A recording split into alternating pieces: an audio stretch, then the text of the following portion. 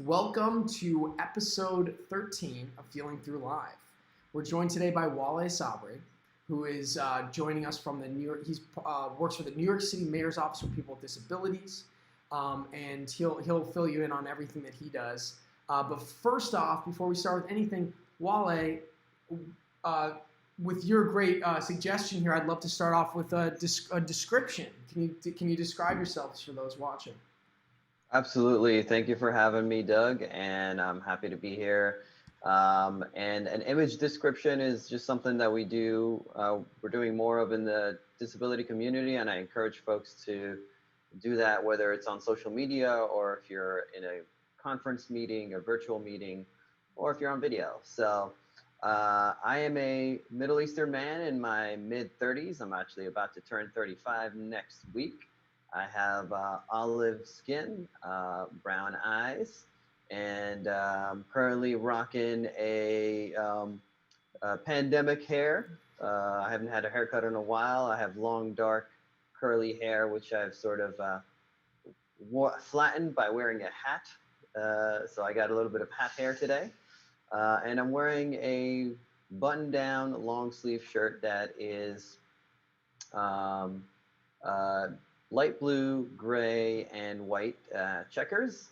And behind me, you can see my TV unit with like my smart TV. And I'm not sure if you can see, but I have also these very cool sculptures and that I have like Venom from Marvel and Goliath from Gargoyles. That was an amazing description, and I think you also are about to start a new trend, which is called pandemic hair. So when we see that in the next GQ of like the new hot thing, we're gonna know who to credit it to. So make sure all of those watching, make sure you know who deserves the credit on that one. And Doug speaking. I am a white male in my mid-30s. I'm 36.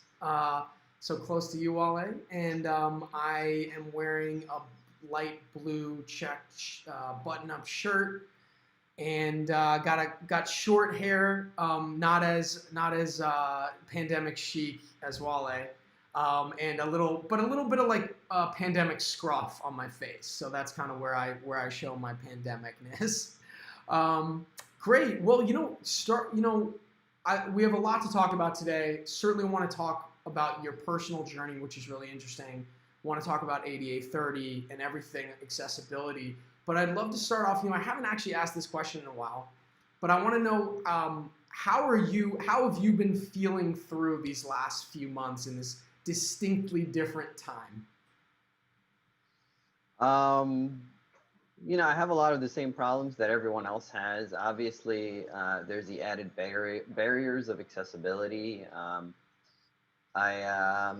Thankfully I'm working, so I'm able to maintain my, life here in New York City. I live in Astoria, Queens, and, been trying to practice social distancing as much as possible. And, I go out to get groceries whenever needed, and, that has been empowering, but also a little bit difficult because obviously well, actually I didn't say it. I identify as a blind person. I use a mobility cane, and I've been known to use all sorts of colors of canes, my favorite being electric blue, but I've been also known to rock black and green. So when I go out, unfortunately, when people see a blind person, they just forget about social distancing measures. And it's happened to me quite a few times where just a random stranger will just go ahead and grab me without even asking or prompting me or asking for consent or anything like that.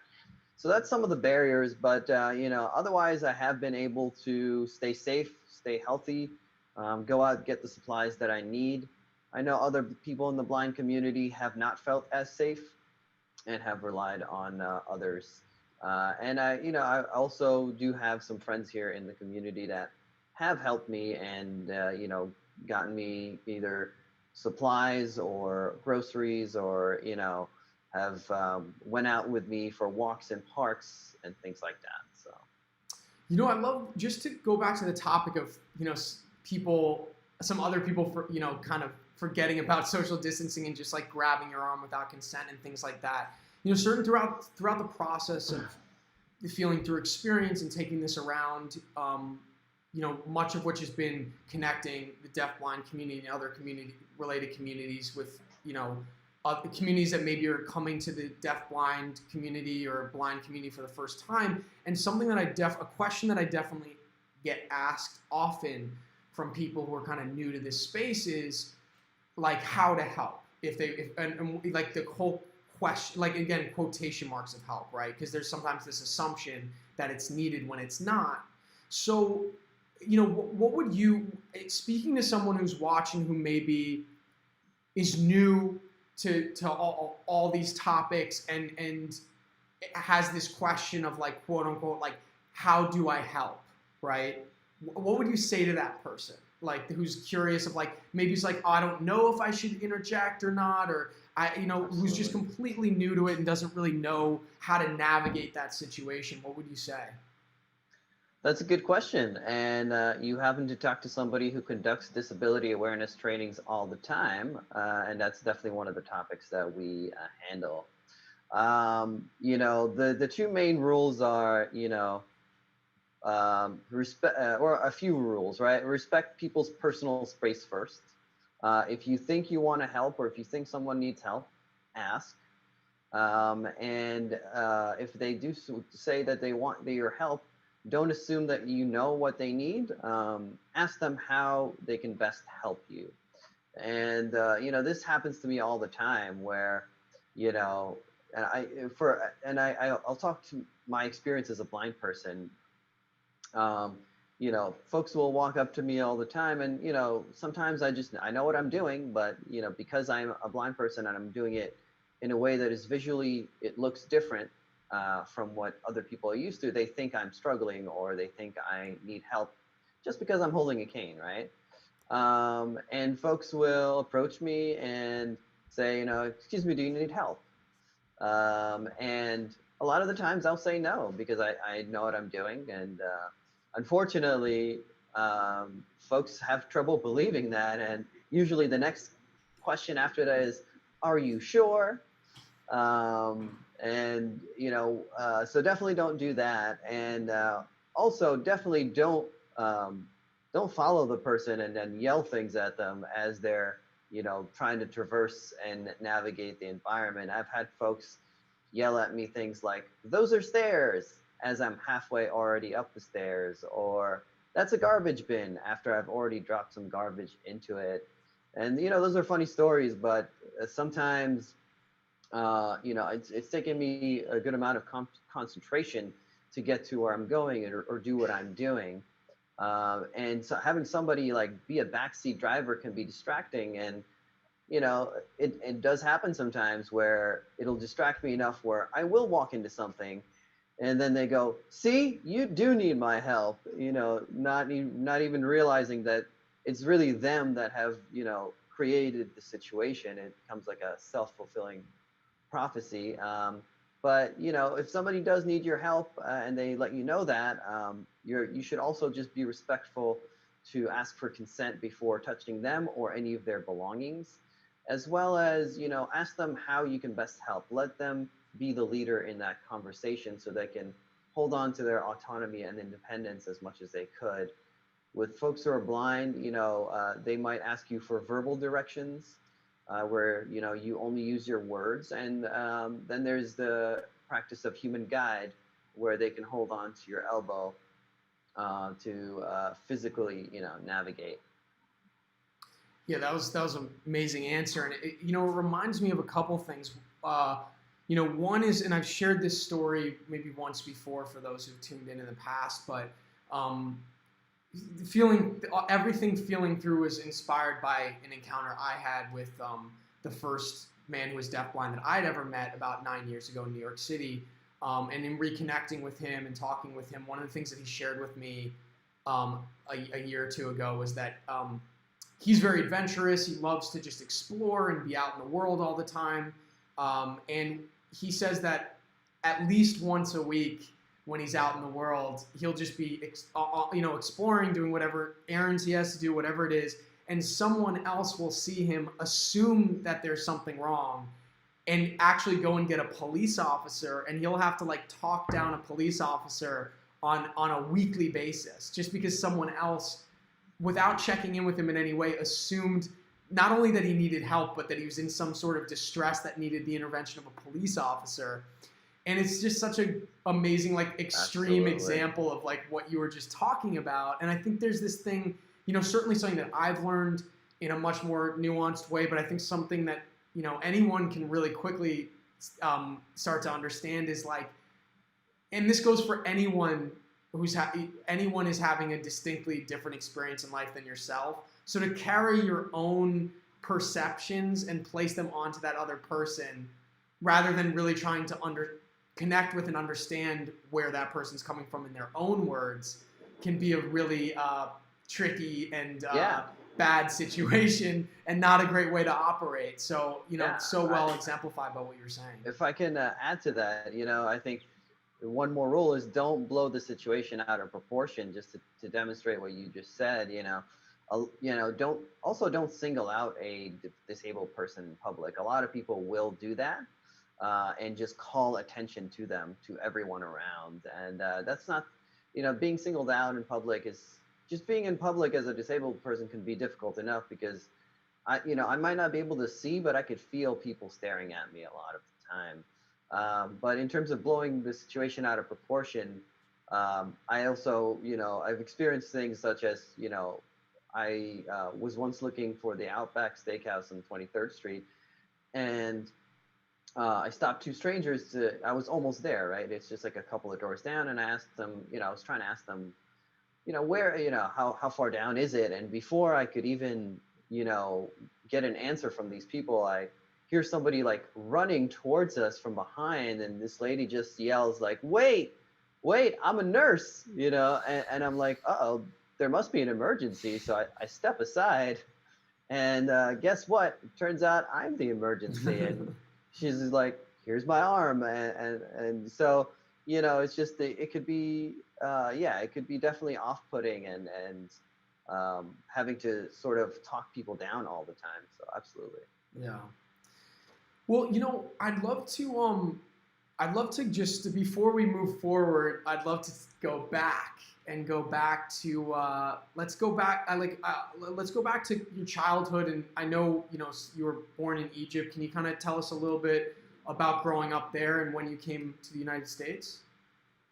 Absolutely. So I was born in Egypt, and when I was about 9 years old, my family moved here to New York City in the United States.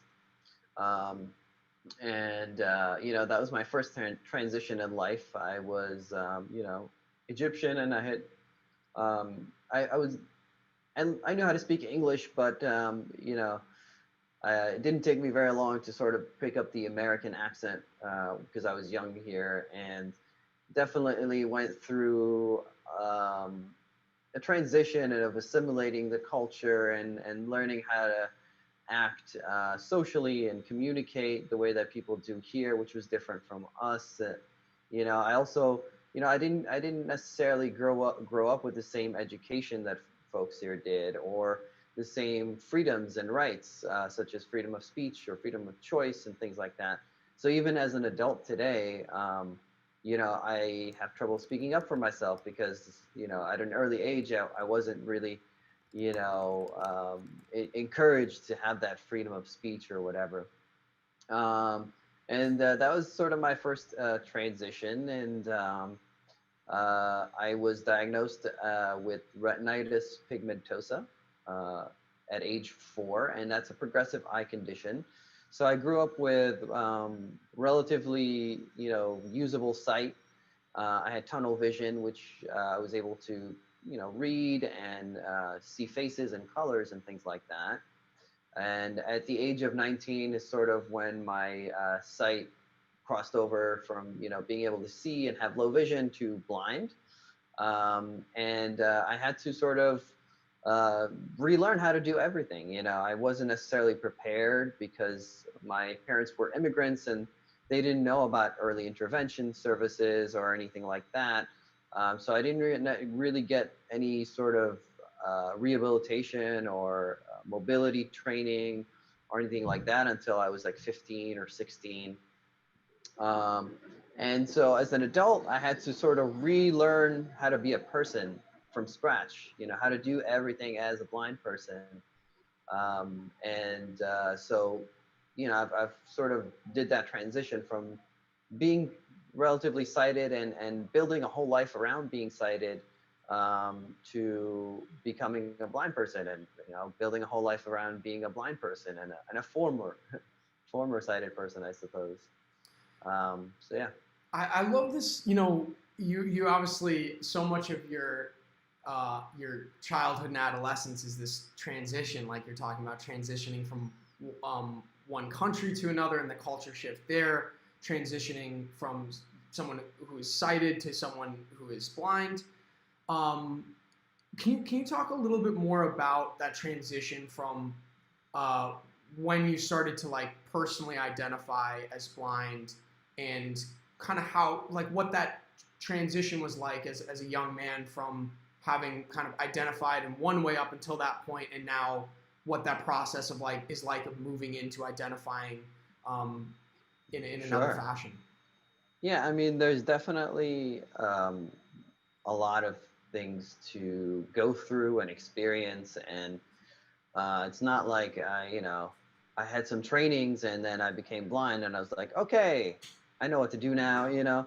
Uh, there's definitely a psychological toll that it takes, and learning how to get around and how to read, how to get dressed, how to make food, and how to solve all these little problems that make up the day, right? And To be honest, I wasn't exposed to a lot of blind folks when I was younger. And when I was, I had this sort of internalized ableism. So, people who had less sight than me, I sort of viewed myself as better than them. And sort of thought to myself, and never really said out loud, but like sort of thankful that I wasn't as blind as those people. And I remember helping, I was in blind camp and helping other people who are blind because I had more vision at the time, and feeling good about myself and being like, I'm glad I'm not that person. And um, you know, it wasn't really until I started meeting other blind people and other disabled people as well, who were comfortable in their own skin, who were proud to be disabled, that I started to shift from that mentality. As well as, I had a lot of internalized ableism about myself and what I could do. And, up until the age of 23, I was relying on people to just help me out with even the simplest things, like going to a doctor's appointment that was only 2 or 3 blocks away. And, relying on people to just take me out and give me social experiences because I wasn't confident in my own travel skills and travel training. And so when I was 23, I started, I just made a conscious effort from meeting other blind folks that were independent, that I could do it too. And I started kind of teaching myself how to, based on the skills that I had learned from previous orientation and mobility classes, that I would, to take little trips. And I started taking the bus maybe 1 or 2 stops away, and eventually longer, and then started taking the train a few stops and back, and short little trips. And whether it was just to go downtown to buy a watch or something like that, it was like a sort of rewarding experience in itself to just do something by yourself after such a long period of um, being conditioned, by everyone around you, by society, by media, that you should wait for others to help you. And, not to put anyone down as well, there's varying levels of independence, and I support everyone, who, wherever they're at. So I'm not saying that if somebody needs help, that that's a bad thing. But for me, it was empowering to be able to go out and do things by myself and on my own. and got my started getting my degree in disability studies in 2010. And that really changed my worldview. I got to meet so many people with disabilities, whether they had cerebral palsy or spinal cord injuries, people who are deaf, people on the autism spectrum, and just started to get exposed to all these folks that I had never met before, and all these communities that were not ashamed of who they were, and were much more comfortable in their bodies, and were loud and proud about their identities. And I started to sort of shift from somebody who, had these ableist tendencies, and, to someone who is now proud to be disabled and proud to say the word blind, and I'm always happy to meet other blind folks, whether, they have the same skills and independence as me or not. And sometimes I've been able to help folks that were not as far along in the journey as I am by, teaching them from my experience, and telling them my stories, and encouraging them to be more independent. So, now I'm at a place where I work in city government, and I actually get to advocate for our community within that government, and make sure that as much as I can, right, that I am representing the needs of the community, and nudging folks who need to be nudged, but also educating folks who are otherwise not exposed to our community and the disability rights movement, and all of that.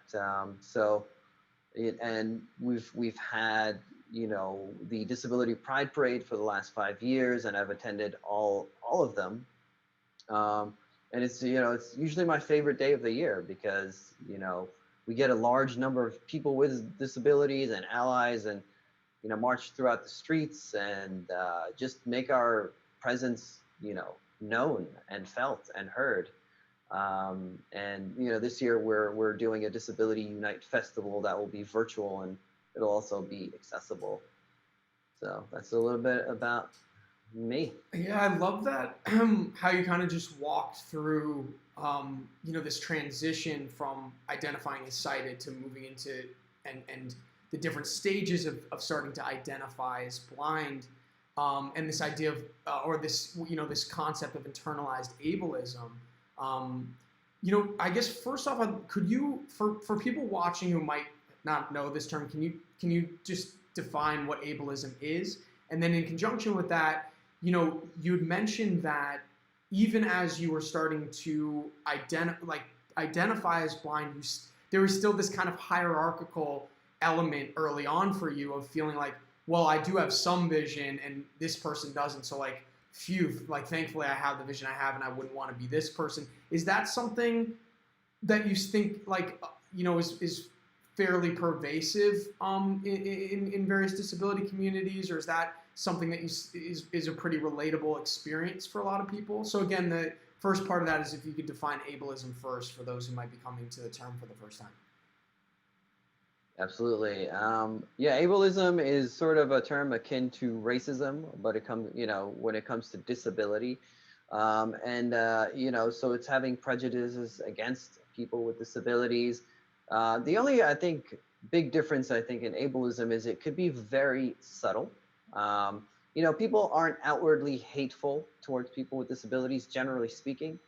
But it presents itself in the forms of microaggressions, in that people will sort of assume a role of authority. And I'll meet a lot of able-bodied folks or sighted folks who will tell me what to do, and insist on things like helping me, right? Or insist on, like in this situation where I'm walking by myself and somebody grabs me, I'll say, no, thank you, please, I don't need your help.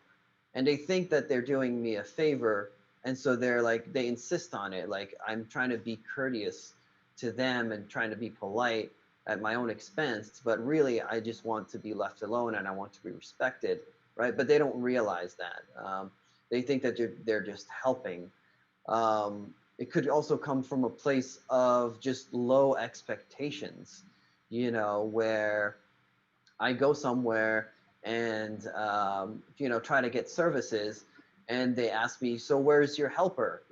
Because they don't think that I can get there on my own, right? Where's your caretaker? um, or even like when I tell folks I take the subway, and they just react in this way, like shocked way, like, you take the subway, really, all by yourself? Or so it's sort of, there's so many varying degrees of ableism, even when we put people with disabilities on a pedestal for doing ordinary things. You'll see an article about, let's say, um, the boy with autism who went to prom. Uh, that's apparently news, and you wouldn't necessarily write a story about, a boy or a girl, or, a person who is not disabled going to prom, because it's a regular experience. But for some reason, if it's a person with a disability, then it becomes this sort of inspirational, sensationalized, you know, um, uh, news story, which really, shows like our lowest expectations of the disability community. To speak to your other question about hierarchy, I do definitely think that it still exists. But I wouldn't say it's like, something that all people with disabilities experience.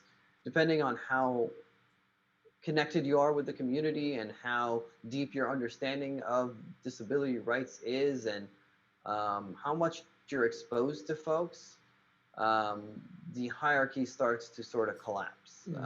But there's definitely a lot of folks, who are not necessarily, they're on the outskirts of the community, right? They might maybe, in the example of myself, right, have low vision, but not, be somewhat exposed to people with disabilities every once in a while, or other blind people, let's say, or people who have less vision than them, but not be exposed enough to kind of have that respect or empathy, and sort of inwardly, judge, or inwardly kind of think to themselves, like I said before, like, I'm glad I'm not that person, right?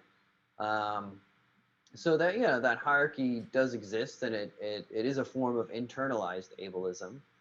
Um, and I think, even outside the community, I think I do meet a lot of folks who are thankful that they're not disabled, and they make it known when they meet me, right? They'll sort of use me, myself, um, as a way of sort of, subtly being like, meeting you like makes me so thankful that, I'm healthy and able-bodied, and I don't have to deal with all this crap, right? Maybe after like 5 minutes of interacting with me, and they think that they might be saying something nice, but they're not. They're saying like, "Thank God I'm not you," and like, they're not even necessarily keeping it to themselves. They're actually just saying it to my face. So yeah, there is definitely a hierarchy that exists, but like I said, it really depends on how deep your connection is to the disability community, and how many people you're actually exposed to. And one more sort of example is, I will meet a lot of folks who are very interested in what kind of treatments I've had, or if I've heard of the bionic eye, or have I tried laser surgery, or what about stem cells, And so I'll meet folks, and this is their very sort of first opening questions, um, and they, once again, they think that they mean well, but when the first question I get from folks is often, "Have you tried fixing yourself?" It doesn't necessarily make me feel great, or it's not really a great starting point for us, as a conversation, because now I sort of feel like you don't necessarily respect me as a person, right? And you have um, this desire to normalize me, and that's unfortunately, another form of ableism is trying to make people with disabilities look as normal as possible, and like asking folks who are blind like to put away their canes so that they are not, you know, very visibly disabled, or you know, and things like that. So it was a lot, I think. No, that's amazing, and there's so much to go into there. I just want to take a quick moment to do an interpreter switch, so let's hold for that for just a moment.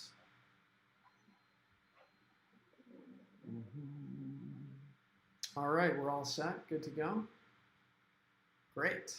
All right, so continuing here, yes, you know, Walei, so much great stuff in there, and I think just to touch on a couple things real quick, I loved one of the kind of key distinctions that you mentioned in ableism is that very often there's a real subtlety to it. That it's not this overt, like someone yelling at someone like, you're less than me because you're disabled, like, or, you know, someone like really outwardly exhibiting it. Often it's this really unconscious bias for someone who doesn't even have any conception that they're even being ableist or doing something that's offensive. And in fact, there's this real irony kind of to this, what you were describing around the trope of the disabled person here to inspire everyone, that being their function. This real irony of oftentimes people, when they're exhibiting like very clear ableism, think they're doing the very opposite and think they're doing this great thing where they're like doing this great thing by putting someone who's disabled on a pedestal, when in effect, that person is really just highlighting that person for their disability and not seeing them as a person. So there's like both this subtlety that you were describing and also the irony of someone being ableist and to their very opposite of that, thinking that they're actually doing something really great and helpful.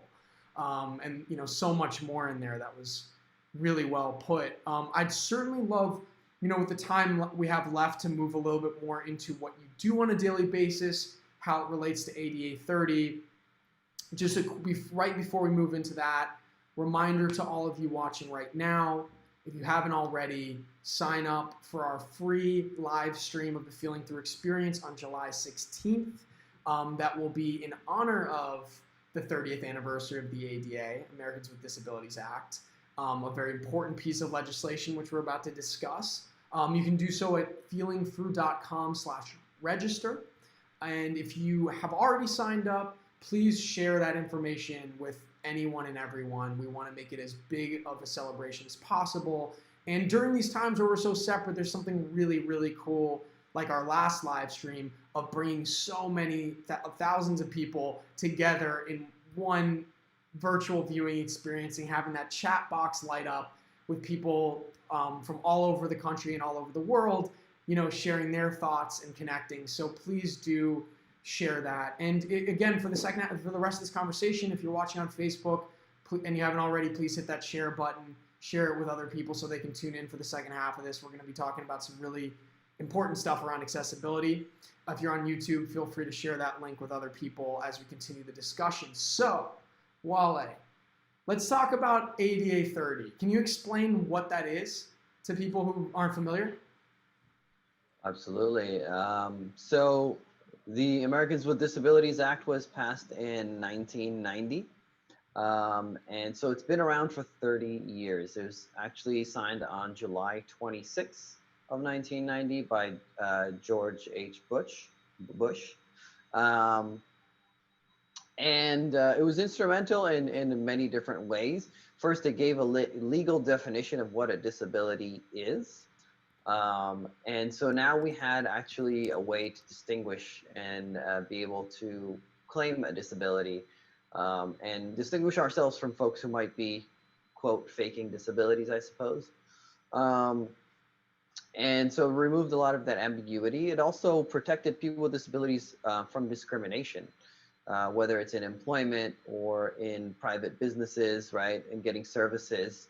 That was a thing where, you know, if you're disabled, you could show up somewhere and they could say, well, we don't really serve your kind, and tell you to go away. And it also, you know, has different titles.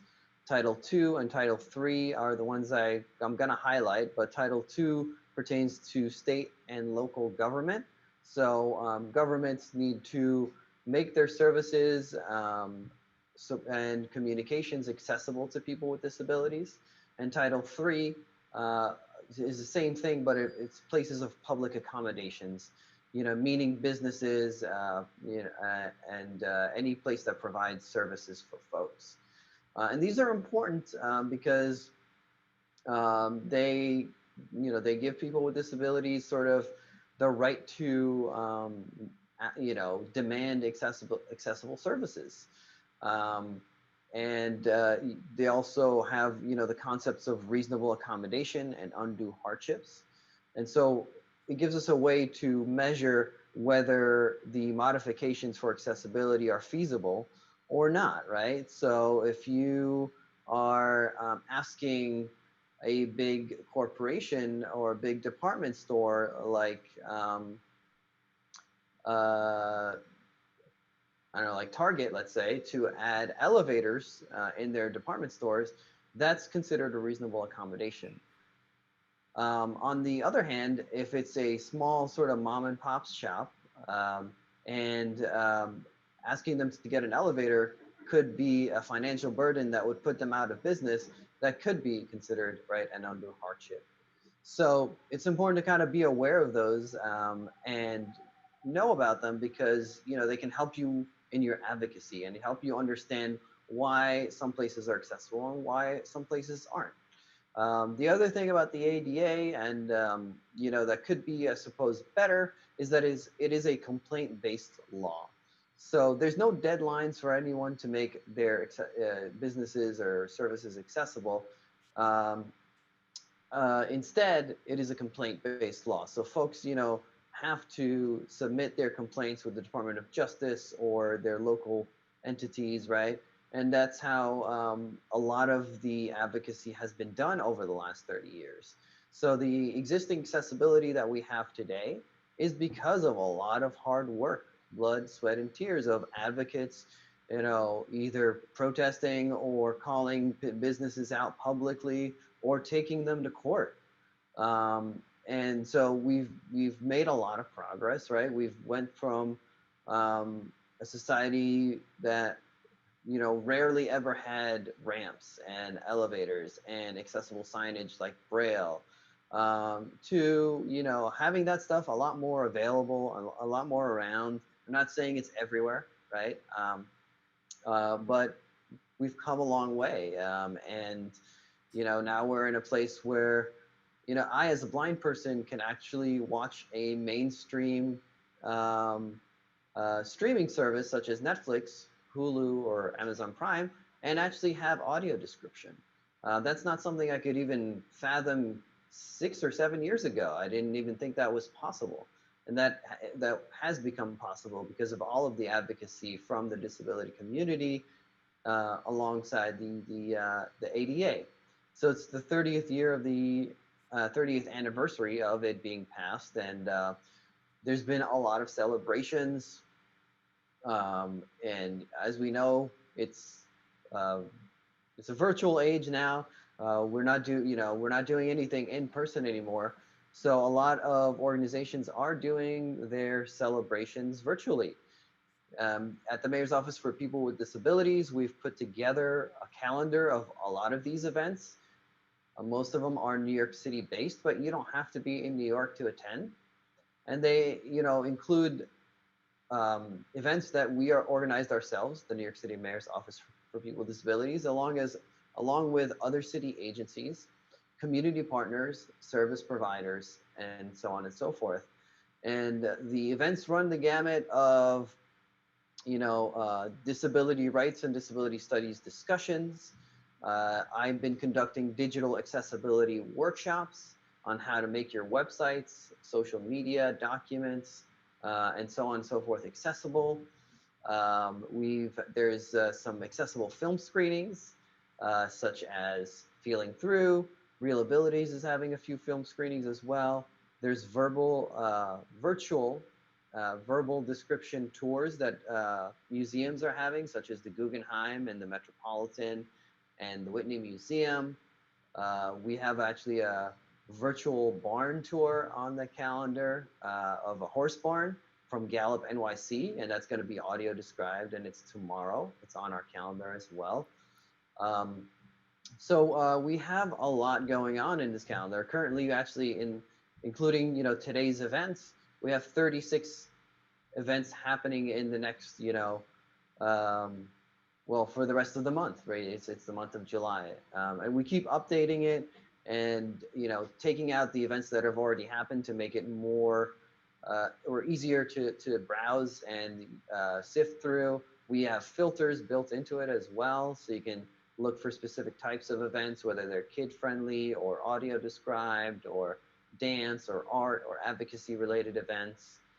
So there's a lot going on, and we encourage you guys to visit our ADA30 website and find out about these events and participate.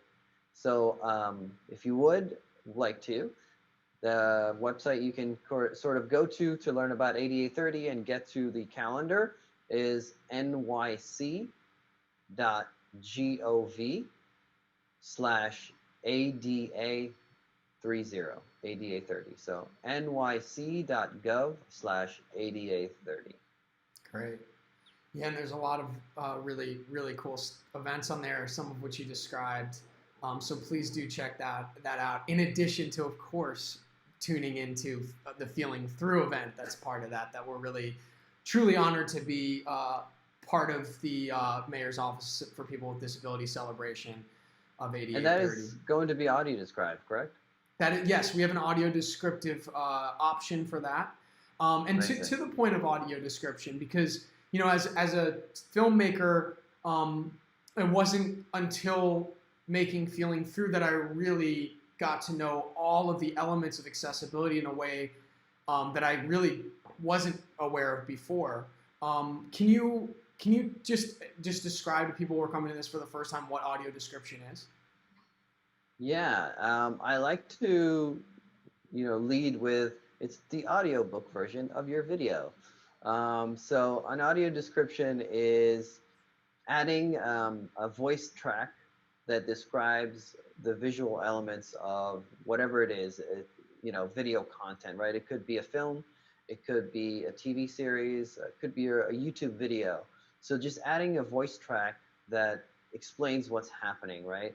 And so it could read any text on the screen, such as credits or the title, right? It will introduce the scene, right? So, in a conference room with a round table, a bunch of superheroes sit around the table with wearing various costumes that are colorful. Superman addresses them, or something like that, right? So it's very akin to an audiobook, listening to an audiobook. And a lot of my friends actually who are sighted end up using audio description to listen to, let's say, like Stranger Things while they're doing dishes and not looking at the screen. And so it's supposed to provide that same experience, right? Obviously, we're not seeing all of the visual nuances, but we're still able to get a full and meaningful story and able to follow the plot and really get to know characters when we hear audio description. And we do it all without seeing anything. And we had connected about this earlier in the week, but again, from the filmmaker standpoint, prior I had been part of kind of, in a sense, this subconsciously part of this like culture where it was a little bit like thinking of accessibility can be a little bit of a headache or an added challenge onto what's already a really complicated process of making a film. And it wasn't really, again, until Feeling Through that I really embraced it and really hit it head on and embraced it. And something that, Feeling Through specifically is such a visual film. There's very little dialogue that in a case like that, audio description is so important for a lot of people to experience it. And it was my first personal foray into audio description, and collaborating with a couple people because I wanted to get some other people's perspectives of how they were viewing the film to create the script, if you will, for the audio description, and then as recording the voiceover for it.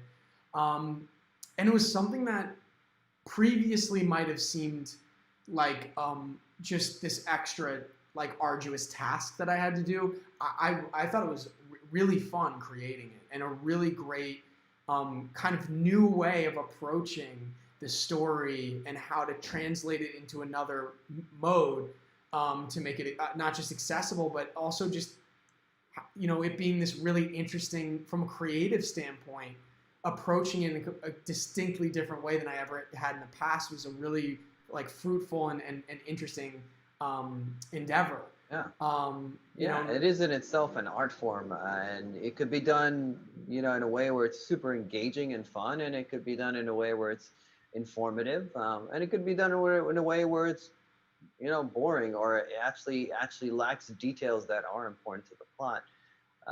So, it's about telling a story and translating that experience into an audio experience. So I completely agree, and I recommend for folks who haven't ever listened to audio description, look up stuff on YouTube with the word audio description, or if you're watching any Netflix original shows, they all have audio description. You can just change the language, the audio, from English to English AD, or English audio description, and it just might be an interesting and fun experience to check it out. I'm gonna just hold one moment for another interpreter switch, so hang tight. All set? Great. Okay, so continuing.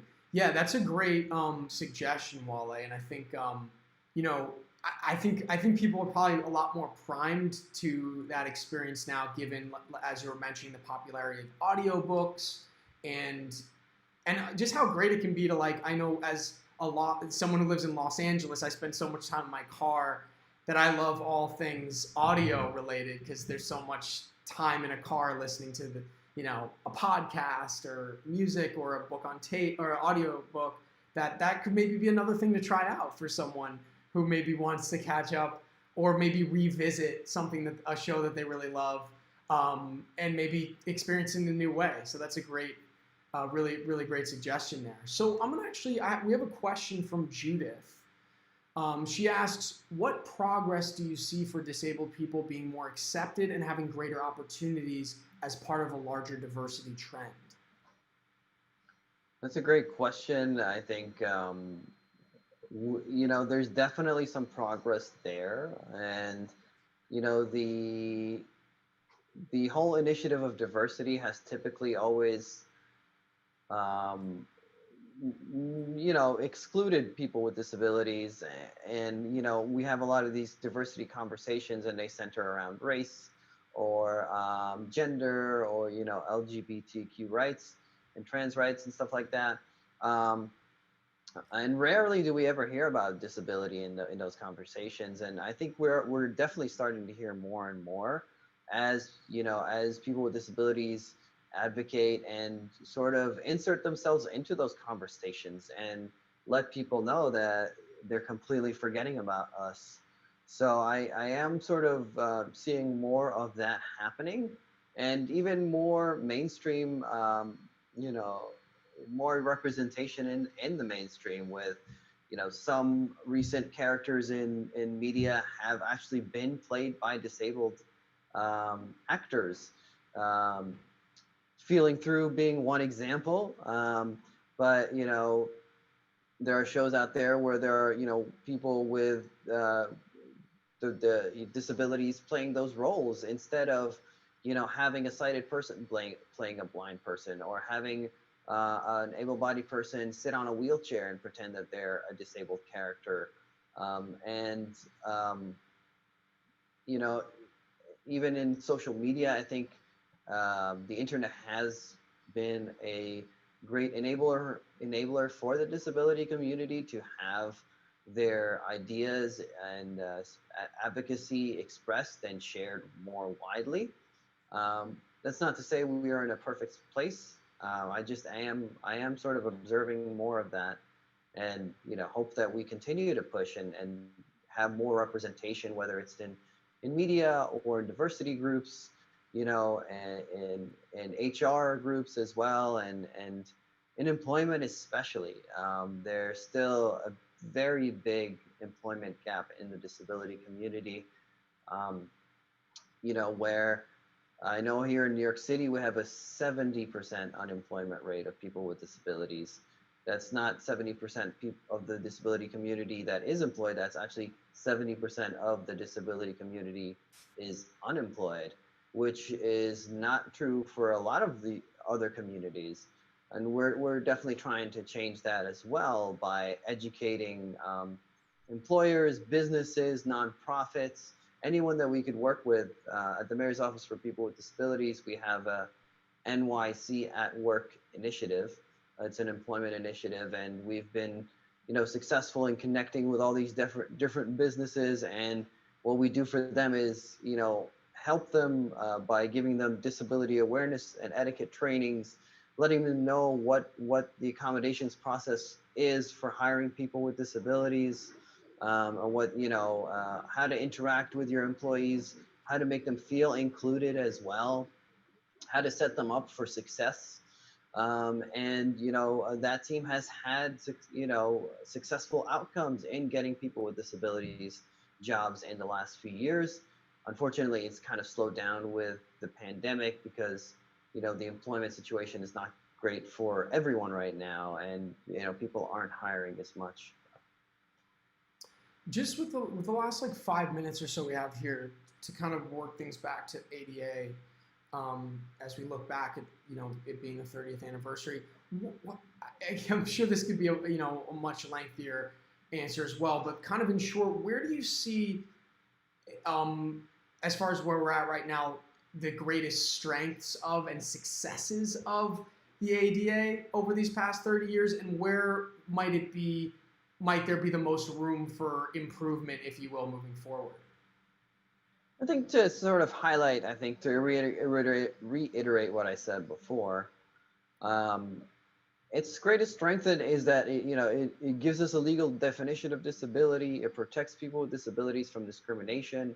It also requires government and places of public accommodations to make their services accessible. That could be their physical infrastructure. That could be their digital services. There's actually been a lot of lawsuits in the last few years regarding website accessibility. So even websites have to be accessible now. Um, where I see it's sort of I don't want to say failure, but where it's could be better is that it's once again it's a complaint-based law. So places that are not accessible will continue to be inaccessible until somebody calls them out on it, until somebody submits a complaint. They're not necessarily sort of yeah, so they don't necessarily have a lot of incentive to do so, unless they are actually more conscious and they want to open up their business to more people, right? Because if you make your business accessible, then you are welcoming people with disabilities, but not just people with disabilities, the people that they bring with them, right? Their friends, their families. So where it could be better, I think, is more enforcement, or more proactive,